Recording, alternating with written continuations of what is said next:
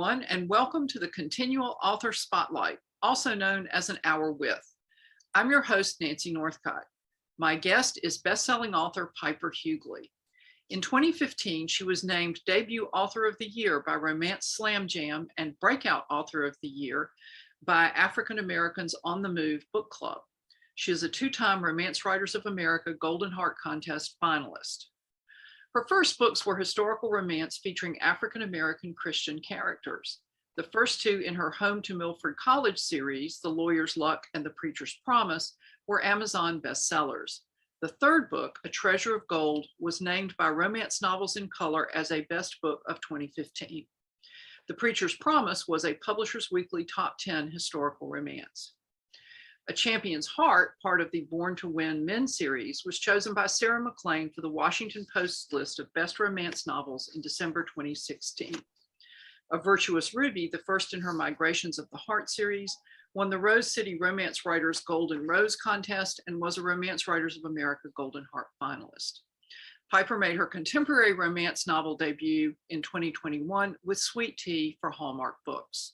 Her next release, By Her Own Design, a novel of Ann Lowe, fashion designer to the Social Register, is based on the untold story of Ann Lowe, the Black designer who created Jacqueline Kennedy's wedding dress. Piper also has a story in the Sunflower Season historical romance anthology To Benefit Ukraine. By the time this recording airs, both books will be available. Welcome, Piper. Hi, how are you, Nancy? I'm good. How are you doing? Fine, nice to be here. It's good to have you. So let's start at the very beginning, as it were, and talk about what inspired you to start writing. Well, I am an English professor at Clark Atlanta University now. Prior to that, I taught at Spelman for 13 years. And it's sort of this convergence of two events, one being my son turning 10, and that was the 1 year he ran off to join the football team. So he didn't need me as much anymore, as well as me noticing that the students were not having an understanding of historical events for the time period that's my specialty, which is I like to call it, from Civil War to Civil Rights kind of thing. And I thought if there was something in terms of historical fiction that might engage people in order to come to understand historical events better, but wasn't like heavy reading or anything like that, that might make it a little easier for students to be able to then have that knowledge, to be able to process the literature in a way. And so I knew there were other authors out there who had been writing historical romance, like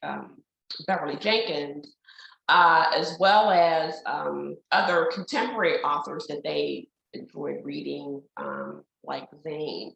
It's very erotic kind of stuff. So I thought to take a different tack in terms of not spicy, but more using romance to show courting rituals of the time period, as it were. So that's how I got started. And because I was at an HBCU, something that had long fascinated me was the history of how the HBCUs came to be in the wake of the Civil War, and how those developed and then maintained themselves in spite of the Reconstruction, as well as the way that the Reconstruction history would be portrayed more as a dark, terrible time as we know it in hindsight, because we know what the end result of the Reconstruction was. But I thought it'd be interesting to write a story standing at the beginning of Reconstruction, when it was a very promising event, when things were beginning to get started. And that's what led me to create Milford College and to write the Home to Milford College series, which I call as a teachers and preachers school, the two occupations that African Americans in the wake of the Civil War were permitted to enter into, to have their own churches and have their own schools. and created a romance around someone who was a preacher in Milford, Georgia, and has a teacher come south. He's expecting a male teacher, but this female comes, and that rubs him in all the wrong, or maybe all the right ways. and they start their romance, and they start the school.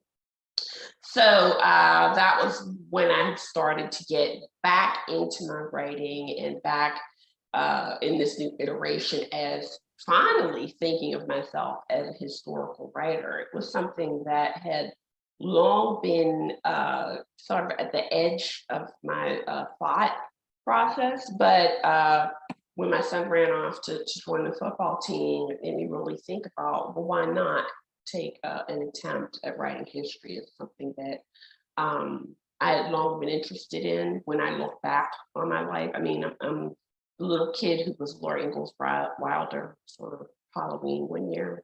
My mother said nothing. She went ahead and sewed my little dress and made me a little sunbonnet, and I put it on my afro, and off I went. You know?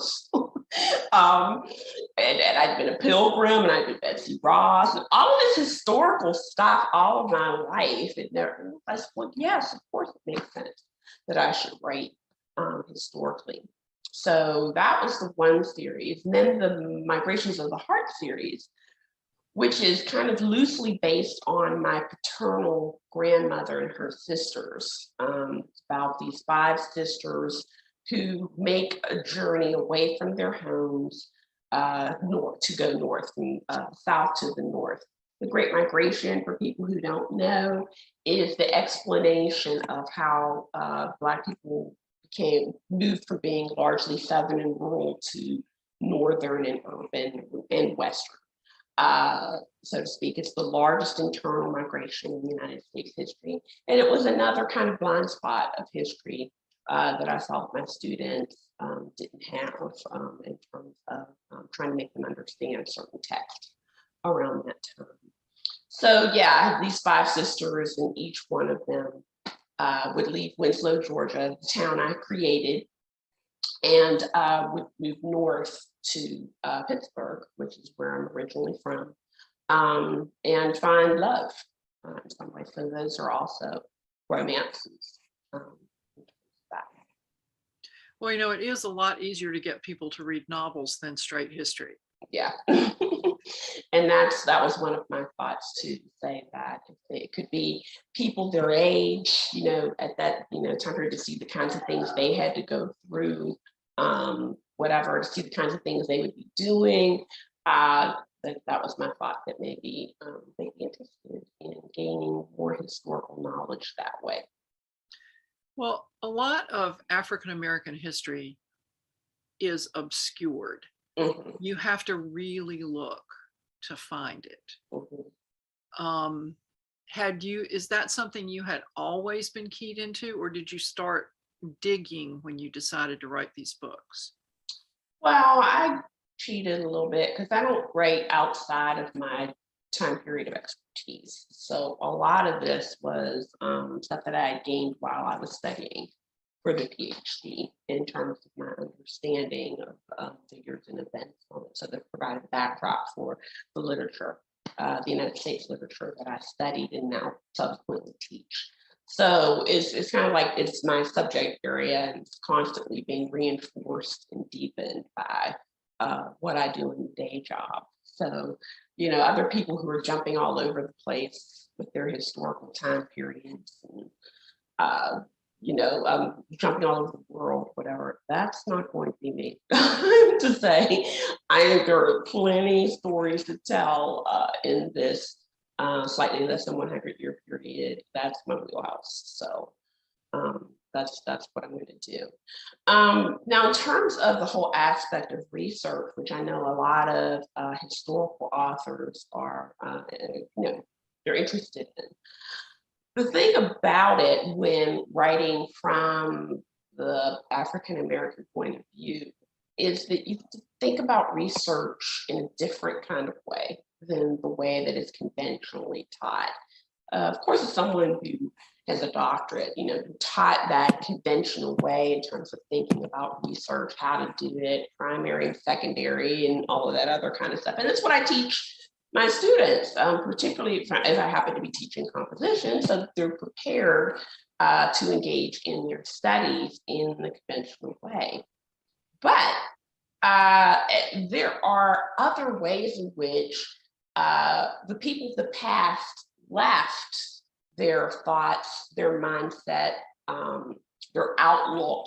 And it's almost as if you're going to write in that perspective, then you have to know how to look for those kinds of artifacts and utilize them for writing a historical novel or a historical fiction. So yeah, that's what I make a lot of use of in terms of getting into that historical mindset for my characters. And like I said, it's not the typical approach, in terms of that, but there it is. It's like this, as a librarian told me one time when I was a teenager in Pittsburgh, and I wanted to find some information before I came to understand this. She said, well, newspapers didn't really have much information on Black people at that time period, so it's not really there. Nobody really cared. What she probably didn't understand, or I don't know if she didn't care to understand or whatever, is that, for instance, Black people had their own newspapers that were circulated around the country, and finding those resources, for one thing, might be of help. And there were people who took photographs, and there are photography collections for those newspapers that exist to give you some sense of those things. So there are other ways in terms of finding those things. So, people who, I guess, either aren't into it or don't care enough or whatever, just have to adjust the thought, the thinking in terms of what consists of research for finding out the insights of a marginalized population. I noticed in By Her Own Design that one of the things you mentioned was that Black Americans were not given honorifics when they were mentioned in the newspaper or in social address. And another author I know who is white was writing a story set in North Carolina in the 1960s, and her character was a reporter. And that was one of the things that she talked about. And it seems to me that and some of the other things that you talked about, like in that book, in By Her Own Design, like having to wait at the store until all the white people had been waited on, are little bits of cultural history that most of us are not aware of. Yeah. And how did you find those kinds of tiny little details? Well, I mean, if you've got newspapers, then it would be obvious from reading the newspapers, but things like having to wait at the store and the man at the store deciding what you got to have. I mean, that's just really appalling. Yeah, it is appalling, but that time period was an appalling time for Black people. Everybody focuses on thinking about enslavement and how horrific it was. And yes, it was, but that whole period in terms of serving as a transition for people to come out of enslavement into some type of freedom. I mean, Douglas Blackmun in Slavery by Another Name, his thesis for that book is that enslavement really didn't come to an end until the 1930s, because of a particular presidential act that Franklin Roosevelt signed. He says, in every way but the conventional name, Black people were still enslaved during much of the time period that I write. Those kinds of things are just the ways in which the machinations of dehumanization were kept moving, right? So again, I lean on my research in terms of my doctorate, And really, in terms of Ann Lowe, in her childhood, by her own design, I had two unconventional sources that I could rely on. My grandmother, my paternal grandmother's family, came from the part of Alabama where Ann Lowe was born and lived for her early years. And so I was very familiar with their stories of what it was like to be a young Black girl at that time period, because of the things that I don't say I was told. I was always poking around and eavesdropping whenever I could get people to talk to me at that time period. A good thing I did, I guess. In terms of understanding those dehumanizing things. And it's interesting because someone like my paternal grandmother didn't necessarily want to, and this is the truth with a lot of older Black people, they're not necessarily forthcoming about the ways in which those things happened. But there were ways of, whenever they would tell a story, or if you would talk about something that happened to you or whatever, it's like just something people usually don't think about very often. We were at the house and at my parents' house, and it was Christmas time, and we were putting logs in the fire. I was like, "Oh, this is so cool!" We're putting like little pine cones in there and watching them burn, and isn't this great or whatever? And my grandmother, my maternal grandmother, just looks at us and she's like, "That's fun for you, huh?" Like that having to build a fire thing was a chore for her. It was not fun for her. And so things like that I would glean from the things that she and her sisters, whenever she would get together, we called them the Golden Girls, they would get together and talk. That's when I was really eavesdropping a lot, finding these things out. The other aspect was Zora Neale Hurston, who was my dissertation subject, one of my dissertation subjects, and her autobiography, Dash Tracks on the Road. She was born in a part of Alabama that was another couple of counties that were Ann Lowe wrote at the same time. So yeah, those sort of ways in which imagining and recreating Ann Lowe's childhood helped me to create the story. For anyone who's not familiar with Zora Neale Hurston, could you just tell us a little bit about her? She was a writer and anthropologist who was, her birth date crept around a lot because she really didn't want people to know. I happened to visit Eatonville today, which was her hometown. I made my pilgrimage there. And I noticed that in her hometown, they have a plaque there where it says 1890 is her birth year. And I was like, oh my gosh, the deep disrespect. She'd be outraged because she was always claiming 1903 as her year of birth. In terms of that, who wrote about Black people in that particular part of Central Florida via her infamous novel, that's now part of the American literature canon, Their Eyes Were Watching God. People have heard about that. She wrote 3 other novels, a wealth of short stories and essays. And like I said, her training as an anthropologist really came together with her stories, because she used a lot of the folk tales that she collected as material for her stories about Black life in the early part of the 20th century. So my studies with her also assisted in terms of me thinking about Ann Lowe's early years. We know, speaking about the customs of that period, it's something that Harper Lee alludes to in passing in To Kill a Mockingbird. And I think it's one of the coolest episodes in By Her Own Design, which is the controversy on when Ann Lowe went to deliver the wedding dress. Do you mind telling everybody about that? Yeah, and that's a real life situation. It's not, unfortunately, something that I had to make up.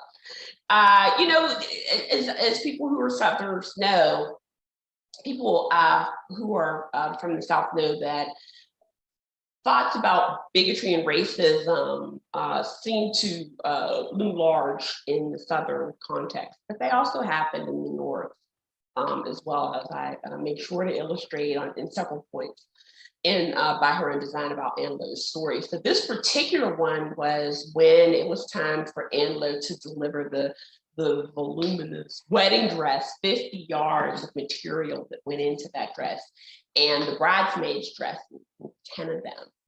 And when she goes to the front door of Hammersmith Farm, which was where the wedding was going to take place, it's Jackie's stepfather's mansion in Rhode Island.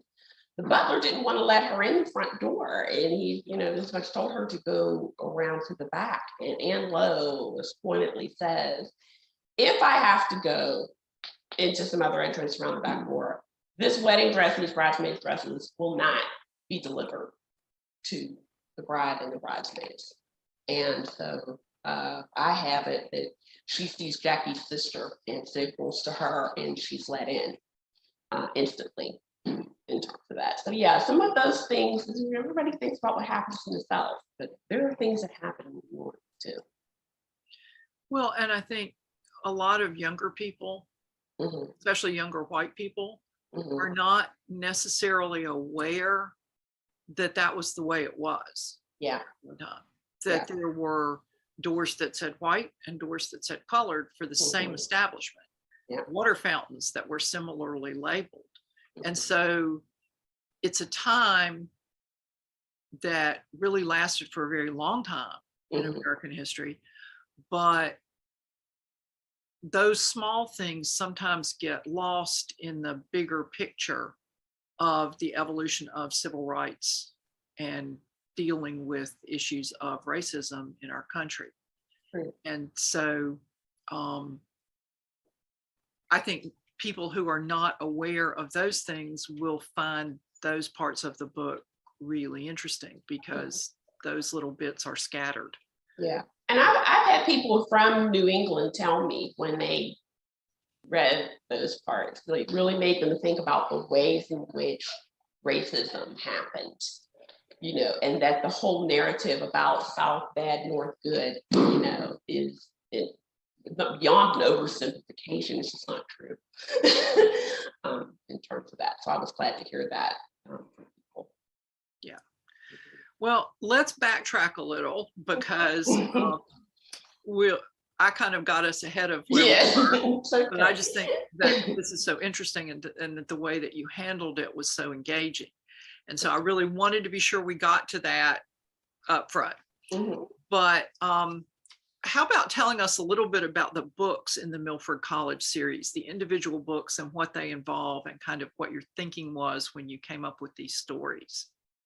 Well, the Milford College series that's published is an ongoing story of a marriage of convenience, as I said, between this preacher and this teacher who came from Oberlin College, where the first Black woman graduate happened prior to the, during the course of the Civil War in 1862, prior to the end of the Civil War. A lot of people don't know that there were rarities, but college-educated Black people that existed before the Civil War ended. Who comes to the South, and she comes across this preacher and in 1866, who's just made mayor of this small Georgia town. And as I said before, he doesn't want a female teacher there. He was looking for a male teacher. The whole aspect of her coming to travel to the South by herself alarmed him greatly. So as the story happens, they enter into this marriage of convenience. And so across these three books is really Virgil and Amanda who have to come to learn and understand one another. And sort of the reason why I did that in that way was because there are various aspects of marriage that change in terms of as people change over time. So, for me to have the same couple across The Preacher's Promise, then the mayor's mission, which deals with voting rights in the wake of the Civil War, after the Civil War happened, and how that occurred, and then concludes with the Representatives' Revolt, which has Virgil and Amanda living in post-Civil War 1872 Atlanta, when the capital city of Georgia was moved, and you have representatives and senators in the Georgia state body who are Black, in terms of what they're representing and what that struggle was like at that particular time period. So it follows them as they're developing their family and really coming to know one another in the wake of different events. So, and they have to learn how to come together and fall in love all over again. So are they the central characters in all three books? Yes, exactly. Okay. So it's an anomaly for the romance genre in that Yes. you don't have a different front couple every. Yeah, it is an anomaly in that way. I call it a married people romance, but then I realized like people could take that in a different way. It's like no sexy times, but they are married, and it's just they're changing and evolving over time. The whole aspect of the marriage of convenience, where in A Preacher's Promise, there's someone, I'm not going to spoil it if you want to read it, there's someone who tells them this is a Christian town and you must be married. You cannot be under the same roof not being married. Really means they have to come to know one another as individuals. They're strangers. So yeah, that's how that series develops. And if I may fold in, Sure. My contemporary novel, Sweet Tea, is about their 3 times great-granddaughter, who was someone who had forgotten all of that history, and is an intellectual property lawyer in New York City, and calls her grandmother and is shocked to hear that there is someone, a documentarian there, who wants to make a film about her and wants to write a book about her recipes. Recipes are intellectual property. And she wants to represent her grandmother's interests. She's alarmed that that her grandmother would enter into this arrangement with a stranger. But it really is my way of saying, it's an allegory of saying that we don't pay attention to the valuable history and your rich history and culture, if you don't nurture it and you don't pass it along and embody it or whatever, then somebody else will value it and take it away in terms of that. But as it works out, because it's a romance, she's going to fall in love with the documentarian and die. So, well, of course. Yes. Yes. So there's that happily ever after for the two of them. Well, it seems like the Great Migration series is more conventional romance stories with a different couple centered. Yes. That's correct. Each sister gets a different story. So the versus Ruby, the oldest sister, Ruby, is the central character. I think what was a little less conventional about her story is that as a rape victim, she got her happily ever after ending. I remember at the time that it came out, there were a lot of people who were kind of shocked in terms of that whole aspect of her past and what had happened to her, whatever. But I'm of the type where that's the kind of romance I'm going to be writing.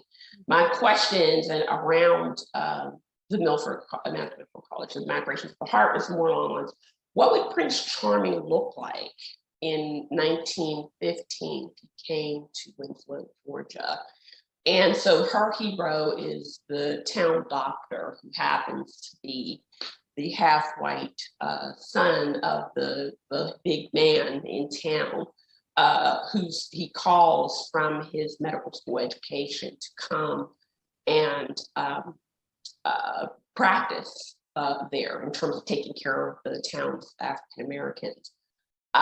his sort of their conflict is that Ruby, the heroine, is a midwife. So I put their romance in terms of conflict, which is very important in romance, against the backdrop of the fight between doctors and midwives at that time period, in terms of doctors coming in and taking over what was known as the old time practices of Black women who were midwives. This was their market. They had cornered the market on childbirth and practices for a long, long time. Doctors didn't want to be bothered, but it's right around that time when science became discovered.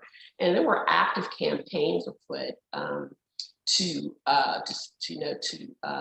say that these women were not qualified, they were dirty, and they were unclean. There's a lot of conflict there between the two of them in terms of that historical backdrop.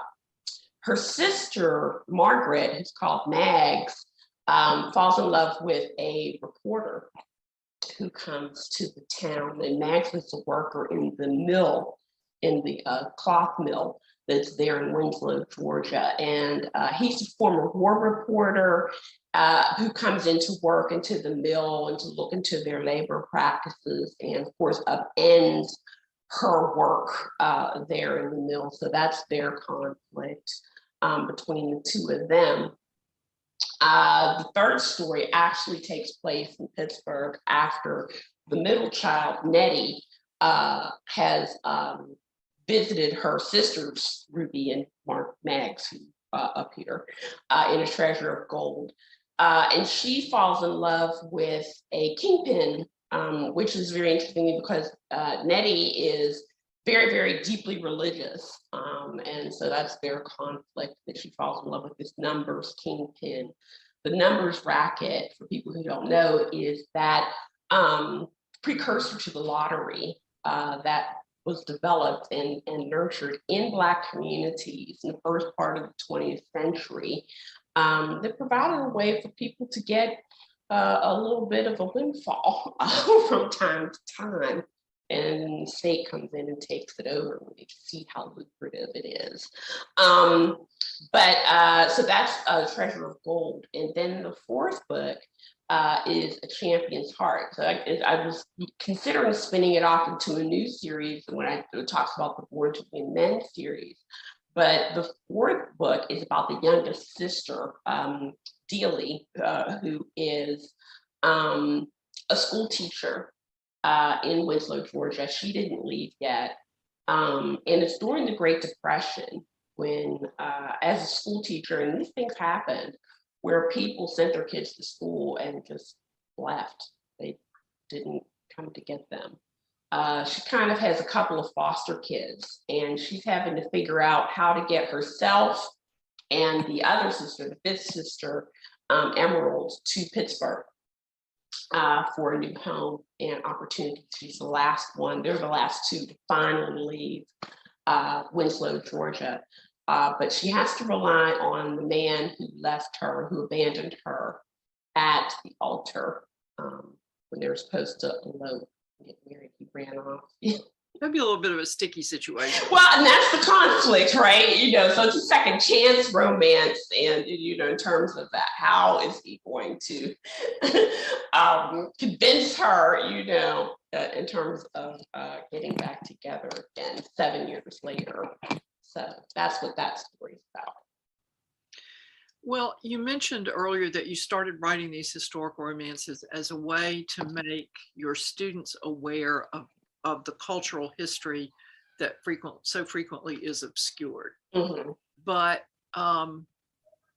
especially with Migrations of the Heart, there are a lot of things you could have written about. Mm-hmm. So why in particular historic Black colleges and universities, and why in particular the Great Migration? What about those two things especially called to you? Because those were the places where I saw the most, the lack of understanding in terms of that. And what I had kind of suspected at the time, once the stories came out, they hadn't realized, not just pockets of ignorance amongst my students, but in the general culture, in terms of the contributions that Black people had made in terms of thinking about how do we get the sort of the enriching culture in the urban cities of the North and West. It wouldn't have happened without the Great Migration and looking at the reasons why these people were leaving home and making the journey in terms of what they were doing, as well as I said, that golden period of Reconstruction where things were actually going well. And the reason why you get this thought about Reconstruction as such a terrible time is because things were going well and they couldn't have that. So, but one of the lingering benefits that came out of that were the schools, were the historically Black colleges and universities that are still there, that are a legacy, that are unappreciated historical legacy. And that's why I chose them.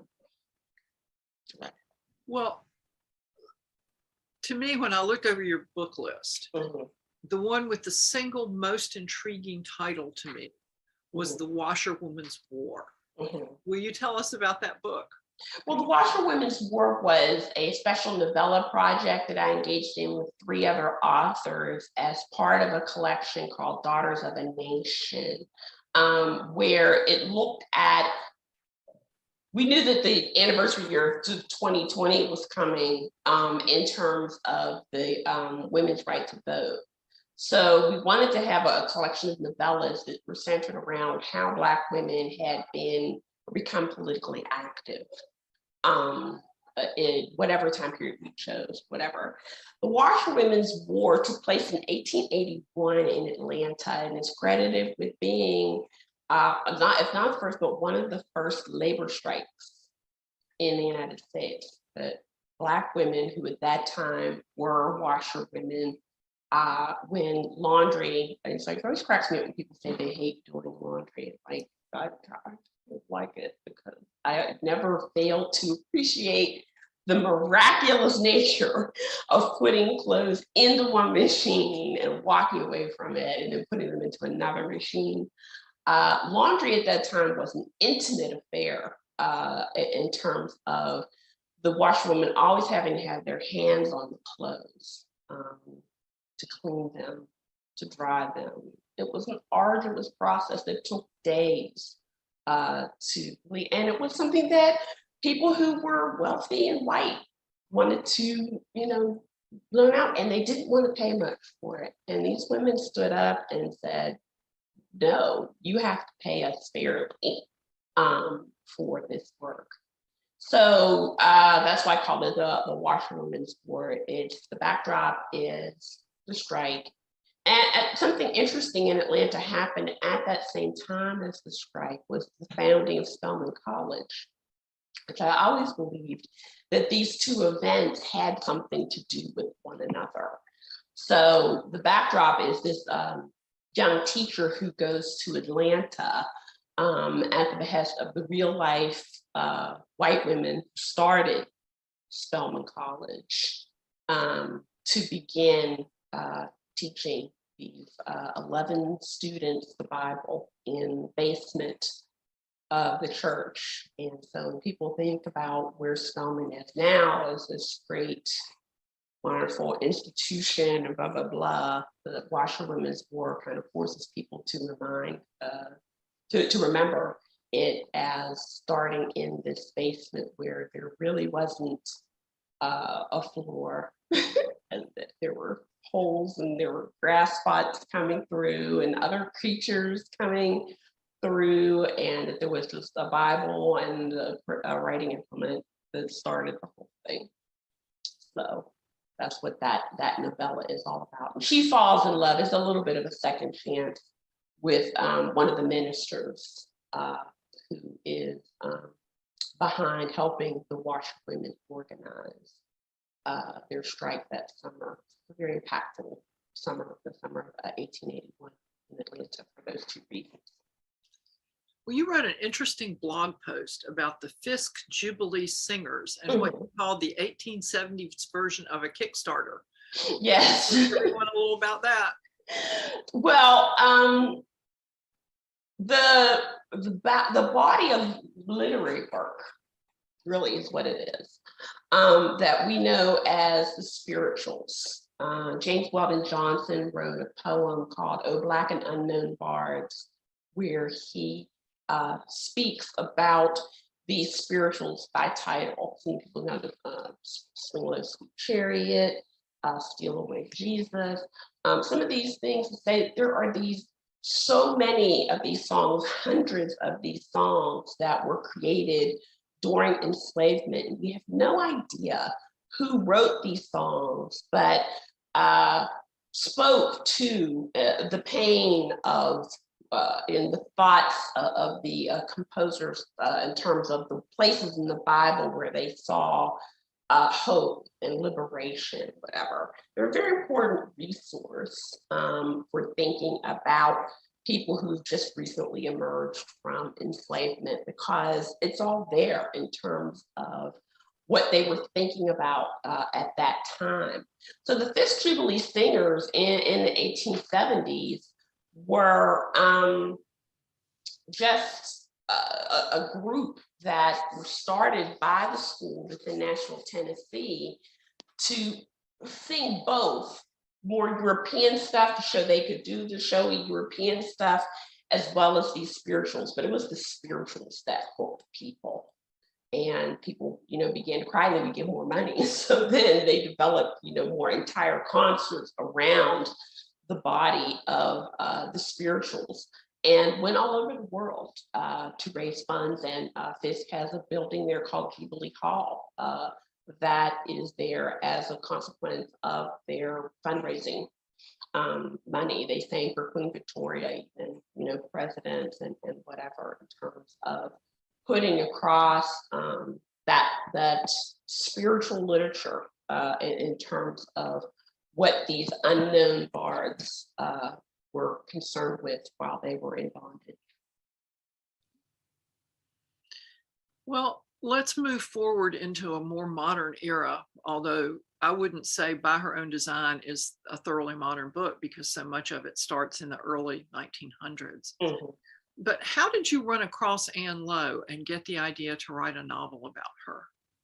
Well, I always knew in the back of my mind is a Black history thing, and I, was someone who had always appreciated the Kennedys and had read a lot about them and everything.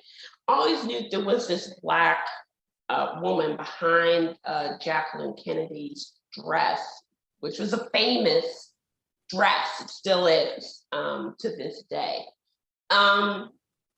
But I hadn't bothered to investigate much about it. But as people know, in terms of social media, one of my favorite social media is Twitter. I was on Twitter and I saw that an editor was looking for historical fiction about Ann Lowe. And so when I look at potential subjects for historical fiction, biographical historical fiction, I'm not always impressed enough for someone's life story to become that kind of novel or that product. But when I bothered to do a little more research on her, I was like, oh yeah, that's for me. I can write a novel about this woman and her trials and triumphs. And she spoke about a very clear goal in her life, that is to show that a Negro could become a fashion designer. And it's that kind of thing that there it is. It's a goal. It provides motivation in terms of writing fiction. I was like, okay, yeah, I can do this. And so I wrote a few pages for that editor, began to work with her in terms of writing By Her Own Design, which I hope that it allows people to realize the contributions that she made, and all, like a lot of Jackie biographies where she's just dismissed as a seamstress or the family seamstress. It seems as if the dress made itself somehow in terms of that. When, she had been someone who had had an ongoing relationship with Jacqueline, her mother, her sister, for a number of years in terms of creating custom bespoke designs for them. So I'm hoping that this brings awareness to that, as well as the intricacy of her process and her work. And one of my ongoing themes that I've always wanted to write about is how do Black women who are not very often permitted access to artistic expression, how do they still find ways to artistically express themselves? And for Ann Lowe, it was in the creations of these dresses and gowns that she made. You know, it's a very different image of Jacqueline Kennedy than we got in the media during the era when she was so prominent and was everything she did was splashed across front pages and in magazines. This is a much less assertive woman. And can you talk about that a little bit? Yeah, I was fully aware that the time that I'm writing about her, beginning in 1947, when Anne meets her as a consequence of designing her mother's, Janet Auchincloss's second wedding outfit, that she's not fully developed into that capital J Jackie that is known. So I'm really dealing with, at a point, this young, undeveloped Jacqueline, who is still in this place of emerging from the pain of her parents' divorce and her ongoing contentious relationship with her mother and her adoration of her father, who wasn't always there for her, and thinking of her, portraying her in that way, coming into, as I write it, marriage with, or reaching the goal that Janet Auchincloss always prevailed upon her to engage in, finding a wealthy man and marrying a wealthy man. That was her goal, right? And like when she was engaged the first time, which a lot of people don't necessarily know about that, to John Huston, that he wasn't necessarily someone that Janet Auchincloss thought was good enough for her, that as a Wall Street broker, like her father, she didn't want Jacqueline nor her sister to fall into the difficulties that she had during her marriage with Jacqueline's father. So that engagement broke up, and really shortly thereafter, or some people think, as a consequence of having met John F. Kennedy, her mother kind of assists her, and in terms of bringing a rather reluctant Kennedy to the altar. So yeah, and that's what it's really in terms of engaging in her thought process as that young Jacqueline that I wrote about for much of by her own design, where Ann Lowe has a behind the scenes view of this person in these young years before she becomes a global icon. And was that based on biography, or was that kind of, as a lot of historical novels are, a combination of biography and logical extrapolation? Yes, that both of those things. In terms of that, the whole impact of that divorce on her could not be denied, and because of the pain of that divorce between her parents or whatever, she put up with a lot in terms of Jack Kennedy, because she didn't necessarily want her children to be part of that. And there's always that story, which some people are not sure it's apocryphal or not, in terms of she finally did have a point when she had reached her limit, where Jack had been off too much on boats, fishing boats, and had too much of his sexual exploits and all that other kind of stuff, and wanted to leave him. And then Joe Kennedy offers her $1 million or something like that for her to stay. I don't know, but she did stay, which is the the thing. She stayed when like her own mother left, at the thought of what Jack Bouvier had been up to. When I allude to the very famous photograph of that I hope people will take a look, Google, of him holding hands with another woman when Janet is looking to the camera in a different direction. And he's just right there holding hands with another woman. And a photograph was taken. Just incredible. Yeah. Well, the find a rich husband who can take care of you is kind of paralleled with the advice that Anne's mother and grandmother give her early in her life, right? Of find a good white person. And so could you talk a little bit about that? Yeah, it's not entirely unlike that. This is kind of these pieces of advice that I think for anybody who's of a certain age reading this book would be aghast at. But these were the ways in which women, white women, Black women had to survive in terms of that. And it was her mother and her grandmother's belief, deep-seated belief that they put into her to find that white person who's going to support you. And in terms of providing you with a consistent job to much take care of you. It is very much a hangover from enslavement times, in terms of wanting or desiring a good master, which is, makes no sense. There's no such thing as someone as a benevolent slave owner in terms of that. But that was all that those people had in terms of trying to make a life for themselves that allowed them the maximum amount of humanity in the circumstances. So, yeah.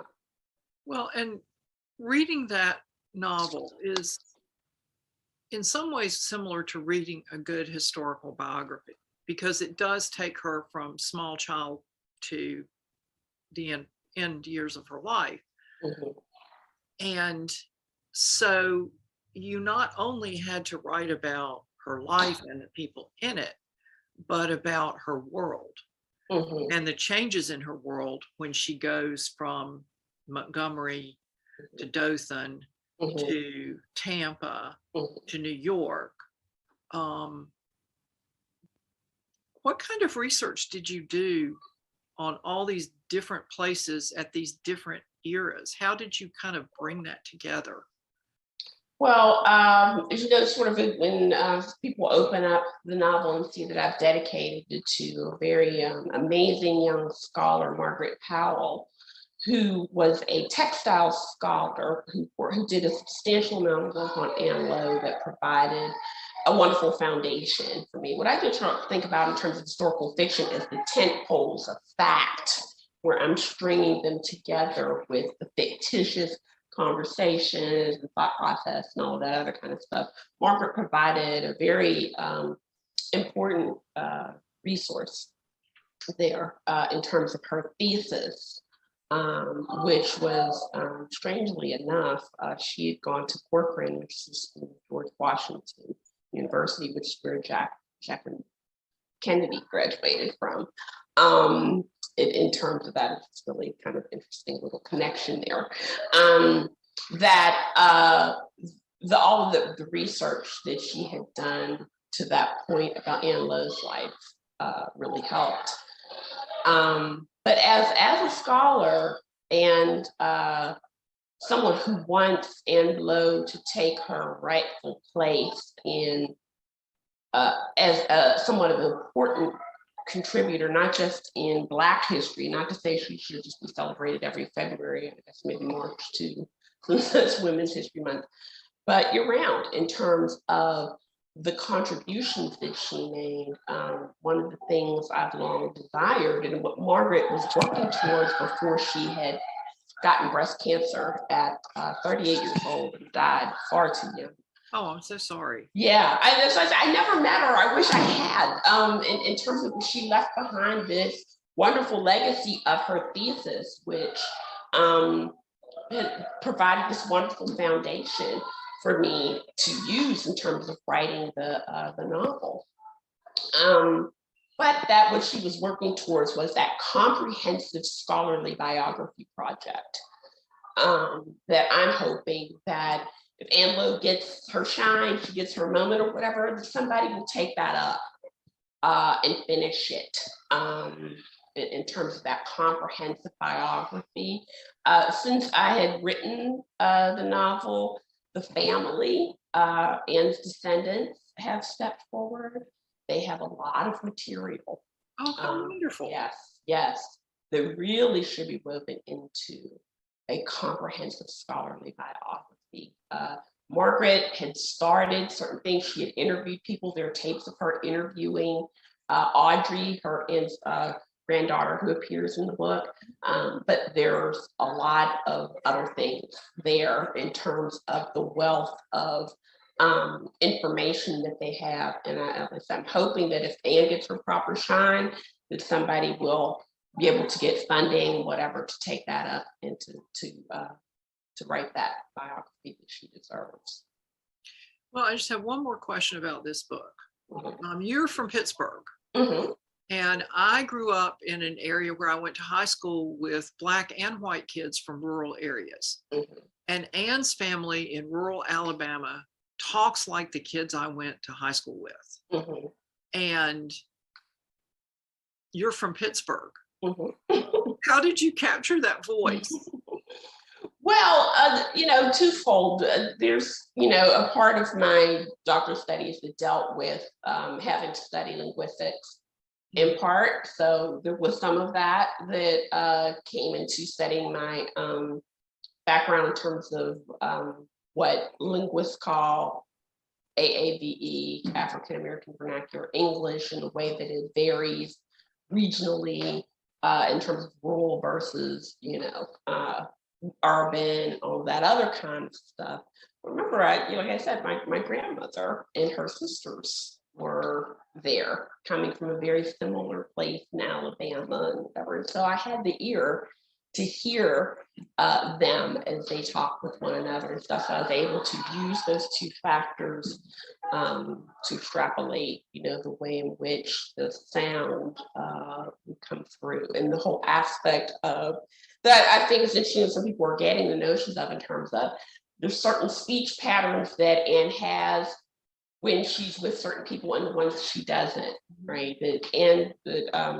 Black people are very practiced at code switching in terms of changing their speech depending upon their circumstance, and who they're speaking to, and where they are, and all of that other kind of stuff. So I was glad to see people being able to pick up on that. When it's really in abeyance of what fiction writers are told, right? There's this whole aspect of you assign sound to certain characters. But what I wanted was that for those speech patterns to resonate with her Alabama upbringing, but also to be appropriate when she's in circumstances with these upper white class women at the social register. Right. So. And that book was just tapped by the Washington Post as one of the 10 books to read this summer, wasn't it? Yeah, it was. Yeah, that's cool. Congratulations. Yeah, thank you. Thank you very much. Well, we have one more project we haven't talked about at all, and that's the Sunflower Season anthology. Will you tell us about that? Yes, 70 plus writers of historical fiction have gotten together to have an anthology of historical fiction that has not been published before in any other place to raise money for Ukraine. So it is for a good cause. Every cent of that $7.99 people pay for that very large anthology, upwards of like 2,000 pages of historical fiction will go for Ukraine efforts. And my novella in that is it's a novella that I wrote some time ago, put to the side. It's called The Sweetest Chocolate Drop, which is a second chance romance that takes place in Pittsburgh in 1952 of a World War II veteran and a nightclub singer who has a daughter who had polio. And the nightclub singer and her daughter come across this World War II veteran when she has to be put into what was called at the time, it's not politically correct, right? It's called the Crippled Children's Home, where he is an orderly and he encounters his past love again. And so they have to come to terms with one another. And of course, the secret baby story in terms of the little girl and what she requires and how they could possibly come together to make a family. So it's a little loosely based on another story who had polio as a child. So 70 stories for $7.99. Yeah. That's almost not like a box set, but like a steamer trunk set. Yes, exactly. Well, one of the things they try to impress on people was to try to write short. You know, people are about to like throw whole novels in there. It's like, you can't do that, dude. You know, it's like keep it to like less than 20K words, you know. So some people teamed up and wrote something new, and you know, and other people had other things like me that had been on the hard drive they put forward. But yeah. So it should be interesting when it comes out. And that's like really soon. That's like, yeah, it's also on June 7th, which is the same day as By Her Own Design comes out. Yeah. Mm-hmm. Well, is there anything that we have not talked about that you would like to talk about? I'm just hopeful that people take the plunge with By Her Own Design. I don't want people to think of it as some kind of spinach where it's like, oh, this is home oppression and woe or whatever. It really is a story of inspiration and hope and what it means when someone has a dream and they just will not let it go, despite all circumstances. I think, as you know, a lot of people fell by the wayside and pursued this dream to be a fashion designer. And yeah, that's what I hope. It's for women, it's for men, it's for everybody who, like I said, falls into that category of what it means to have a dream and not give up on it. Yeah, and she was eventually listed in the social register, wasn't she? Yeah. Mm-hmm. Yep. So, I mean, yeah, I don't know much about that world, but that would seem to me to be a symbol of having made it. Right. Exactly. From her perspective. Definitely.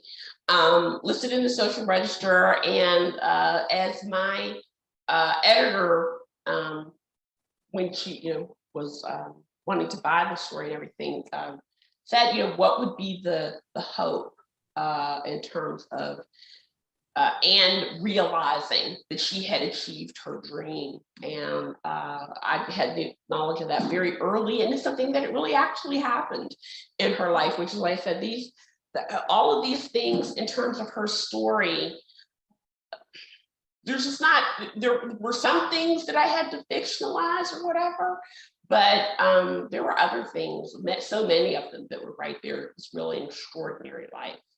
But much of which, and this is very nerdy, but I do have to say it, is, Nancy, as a fiction writer, there's always this ongoing struggle about prologues and what to do with them and all this other kind of stuff. But the prologue was the very, very first thing that I wrote, because it occurred to me when Ann Lowe died, that she died on the day after Charles and Diana got engaged. So I knew that she would be looking at that as someone. I don't know if she was, alive or conscious or whatever, but made her be conscious to be able to have this realization somebody was going to get a great commission in terms of the wedding that at that time people had been waiting for. Everybody's like, what is wrong with Charles and when is he going to get married? Kind of attitude that people had in the late 70s and early 80s. And that a lot of people have said that it's kind of an exemplary prologue. But if you're going to do a prologue, this is the kind of prologue that. So I'm glad. It was my first prologue. So yeah, I was glad. Cool. Yeah. Well, Piper, thank you so much for joining me and talking to me this afternoon. Would you like to tell the Pipples where they can find your website and information about your work? Sure. My website is piperhuguley.com, piperhuguley.com.